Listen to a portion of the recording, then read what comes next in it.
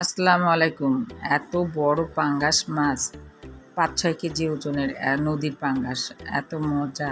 পাঙ্গাস মাছটাকে ভালোভাবে ধুয়ে নেবেন, লেবু, গোলমরিচের গুঁড়া, লবণ দিয়ে ভালোভাবে ভালোভাবে ধুয়ে নেবেন। ধুয়ে তারপরে ফ্রাই করে নেবেন, একটু হালকা ফ্রাই। তারপরে টমেটো, আলু চাক করে কেটে নিয়েছি, পেঁয়াজ এই দিয়ে ভালোভাবে কষে, আদা, রসুন, জিরা বাটা, ধনিয়া বাটা দিয়ে ভালোভাবে কষে নিলাম ৩-৪ বার। তারপরে ফ্রাই করা মাছগুলো আস্তে আস্তে দিয়ে দিচ্ছি। আমি ঝোল দেইনি এখনও মাছে। এইটা দেওয়ার পরে একটু কষায় নেব, এটার সাথে আলু আর টমেটোর সাথে ভালোভাবে কষায় নিয়ে তারপরে ঝোল দিয়ে দেবো। পানিটা আমি গরম করতেছি একপাশে। পানিটা গরম হলে মাছ এই যে দিয়ে দিলাম।